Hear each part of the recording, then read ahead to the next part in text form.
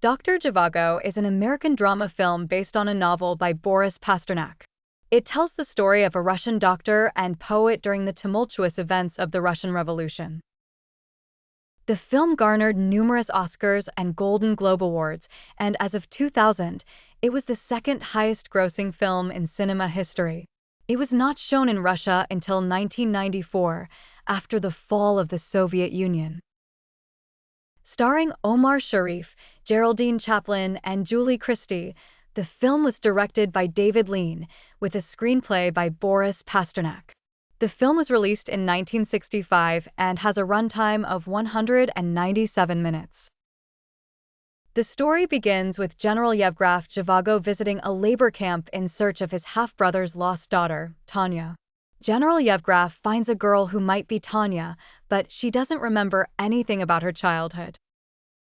He narrates the story of his half-brother, Yuri Zhivago, a poet and doctor whose mother died while he was still a child. Yuri was adopted by a friend of his mother, the wife of Dr. Gromyko, and he grew up with their daughter, Tonya. As a young man studying medicine, Yuri witnesses demonstrations against the Tsar led by a young revolutionary named Pasha. Although Yuri belongs to the bourgeoisie, he sympathizes with the poor. Yuri is called to a seamstress's house after her lover, the prominent lawyer and politician Komarovsky, requests medical help. Here, Yuri meets the seamstress's daughter, Lara, for the first time. During a New Year's Eve party where Yuri announces his engagement to Tonya, Lara shoots Komarovsky. Her fiancé Pasha takes her away, and Yuri treats Komarovsky's wound. Komarovsky informs Yuri about his half-brother Yevgraf, who Yuri has never met. Yuri is dispatched to a field hospital during World War I, leaving his wife and son in Moscow. At the hospital, he reconnects with Lara, who is searching for her husband, Pasha. They fall in love. The Russian Revolution begins, and a civil war ensues. Back in Moscow, Yuri finds multiple families living in his house and takes up a single room with his family.